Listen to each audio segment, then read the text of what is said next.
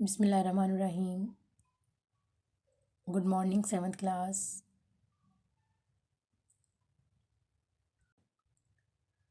How are you, all of you?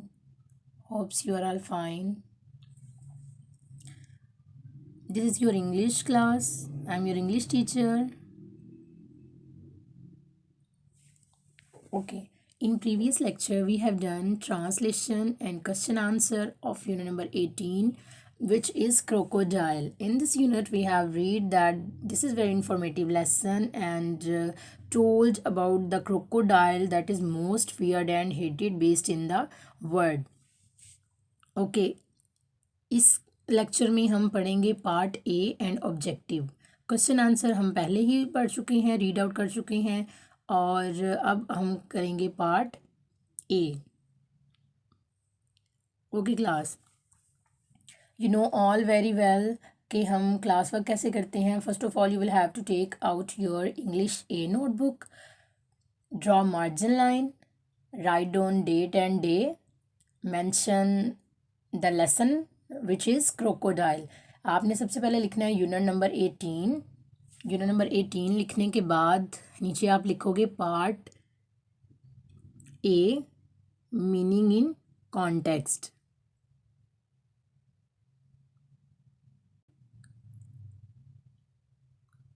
Meaning in context लिखने के बाद आपने रेडी करना है, जिस तरह से आपको ये कॉलम फॉर्म नज़र आ रही है, आपने पहले लिखना है वर्ड्स.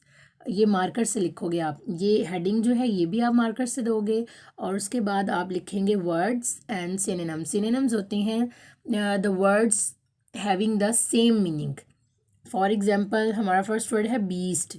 बीस्ट का मतलब होता है दरिंदा, खौफनाक जानवर. हॉरिबल एनिमल का मतलब भी वही होता है. ये आप उर्दू में भी पढ़ते हो, उर्दू में आप पढ़ते हो इनको अल्फाज मुतरादिफ. इंग्लिश में आपने किस तरह से करना है, पहले आपने हेडिंग दे के नीचे आपने नंबरिंग करनी है. फर्स्ट है आपका बीस्ट, आप बीस्ट वर्ड लिखोगे मार्कर से और हॉरिबल एनिमल लिखोगे आप पेन से. इसी तरह से आउट नंबर्ड, आउट नंबर का मतलब होता है लातादाद. एक्सीडेड का मतलब भी होता है लातादाद, तादाद में ज़्यादा होना. Your next word is obvious. Obvious का मतलब होता है क्लियर. नेक्स्ट है जी नॉच. नॉच निशान को कहते हैं. ये सारे वर्ड्स हमने ट्रांसलेशन में पढ़े हुए हैं. ट्रांसलेशन में भी मैंने आपको मीनिंग बताए थे, वहाँ पे हमने उर्दू मीनिंग डिस्कस किए थे. But here we have to write English meaning. Synonyms English meaning ही होते हैं.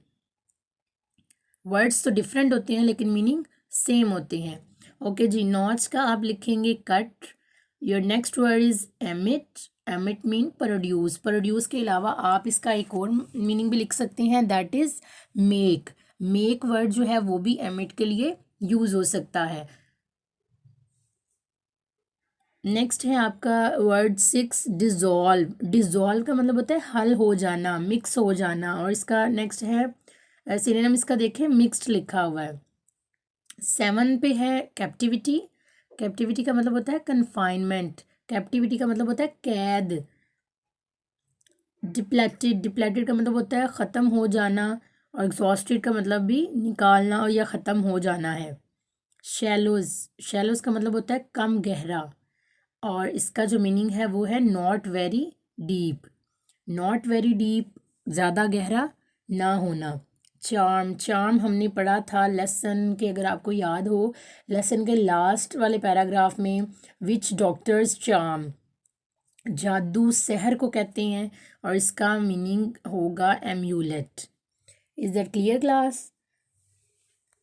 अगर आपने ये बुक पेज से देखना है तो मैं आपको बुक पेज भी बता देती हूँ. बुक पेज है आपका 84. आपने बुक अपनी ओपन करनी है अंडरस्टैंड एंड कम्युनिकेट और वहाँ पे आपने पेज ओपन करना है 84. 84 पे आपका पार्ट ए लिखा हुआ है मीनिंग इन कॉन्टेक्स्ट. वहाँ से आपने ये वर्ड्स देख लेने हैं. मैंने साथ वर्ड्स भी मेंशन कर दिए हैं. आप ये ना समझें कि ये टीचर ने पता नहीं कहाँ से करवा दिया हुआ, ये आपके बुक पेज पे ही मौजूद है. Is it clear? Okay. Next आप ये देख सकते हैं, मैं अभी आपको ये पेज का भी बता देती हूँ. ये है part A.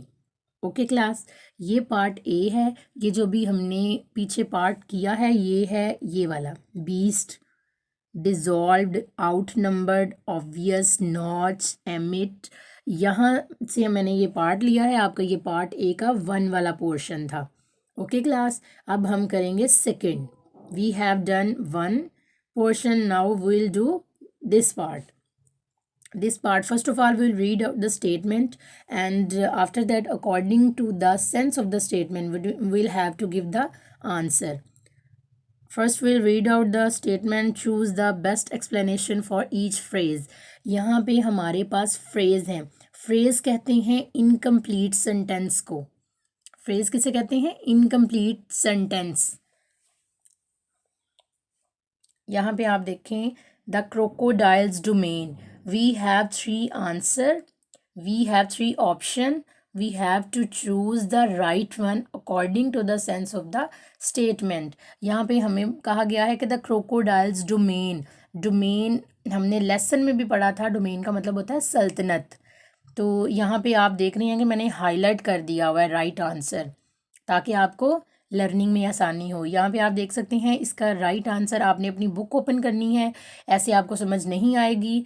You will have to open your page number 84 from the book understand and communicate. Okay class, जल्दी से शाबाश ओपन करें अपनी बुक्स, फिर मैं आपको पढ़ाऊँगी।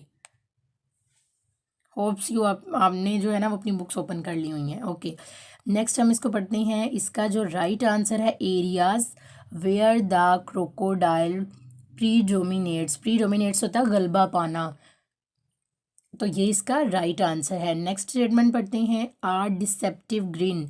आप इसको फाइंड आउट कर सकते हैं। ये लाइन, ये एल का मतलब होता है लाइन 13, ये आपके लेसन की लाइन नंबर 13 में ये हमने वर्ड पढ़ा था। और डिसेप्टिव ग्रीन का मतलब होता है मक्कार आना, मुस्कुराहट, मक्कार आना, मुस्कुराहट। और इसका जो एक्सप्लेनेशन है वो है सी वाला, इसका राइट आंसर है। आपने टिक किसको करना है? सी वाले को टिक करना है, that is a misleading smile, ये इसका राइट आंसर है। नेक्स्ट है हमारा डेंटल अरेंजमेंट, ये हमने लाइन 16 में पढ़ा था। और डेंटल अरेंजमेंट का मतलब हमने ट्रांसलेशन में भी पढ़ा था, दांतों का इंतज़ाम किस तरह से, उसके हमने पढ़ा था कि अगर क्रोकोडाइल का एक दांत टूट जाता है तो फ़ौरन उसकी जो रिप्लेसमेंट है वो उसका दूसरा दांत उसका ले लेता है। ओके, इसका राइट ऑप्शन है A, how the teeth are replaced, कि किस तरह से एक दांत की जगह दूसरा ले लेता है। Next one is classic attack. Classic attack का मतलब होता है आला हमला, यानी कितने शानदार तरीके से वो अटैक करता है। The right answer is B, आपने बी को चूज़ करना है, टिक कर लें या सर्कल कर लें, whatever you want to do, but I think so tick is most right option, आप इसको टिक कर दें। ये है द मोस्ट रिमार्केबल एजॉल्ट, ये इसका राइट आंसर है। नेक्स्ट आप देखेंगे, that is our last one, vice like jaws. Vice like jaws का हमने पढ़ा था कि वो अपने शिकंजा नुमा पंजों में जकड़ लेता है, तो इसका मतलब है, इसका ऑप्शन है ए, आ माउथ दैट ग्रिप्स टाइटली, कि वो बड़े ज़ोर से अपने शिकार को अपने मुंह में दबा लेता है। Is that clear class? We have done our portion number 2 from the part A. हमने इसका ये भी 2 वाला भी कर लिया है। ए इसका जो था वो हम कॉपी पे करेंगे, और ये आपने बुक से ही लर्निंग करनी है। बुक से लर्निंग करने के लिए आपको फर्स्ट ऑफ ऑल इसको सॉल्व करना होगा अपनी बुक पे। जैसे भी मैंने आपसे कहा है, या तो उसको सर्कल कर दें राइट आंसर को, या फिर टिक कर लें, इस तरह से आपको लर्निंग में आसानी होगी। Okay, next will do part B, which is choose the best answer. Choose the best answer, जब भी मैं आपको ट्रांसलेशन कराती हूँ, उसके मीनिंग बता रही होती हूँ, तो आपसे एक बात ज़रूर करती हूँ कि you will have to listen the translation very carefully, because all the question answer and objective based on translation. If you will translation very clearly, then it will become very easy for you to do the objective and question answer. So here are part B. We'll read out the statement, and according to the sense of the statement we have to give the right answer. We'll choose to the right answer. यहाँ पे okay class, यहाँ पे देखें जिस तरह से मैंने previous उसमें किया था पार्ट में, मैंने यहाँ पे भी हाईलाइट कर दिए हैं राइट आंसर को। सबसे पहले हम स्टेटमेंट को पढ़ेंगे और उसके बाद हम राइट आंसर को टिक कर देंगे। अ crocodile can be distinguished from the alligator in that, किस तरह से क्रोकोडाइल और एलिगेटर में फ़र्क होता है।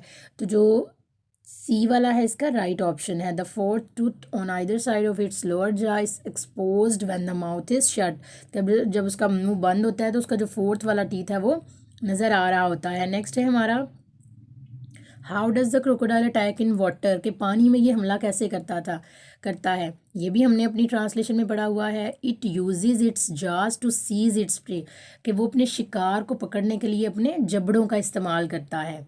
Next one is according to the passage crocodiles turn man eaters, यहाँ पे हमने बताना है कि अकॉर्डिंग टू पैसेज जो हमने पढ़ा था कि किस तरह से क्रोकोडाइल इंसानों को अपना शिकार बनाता है।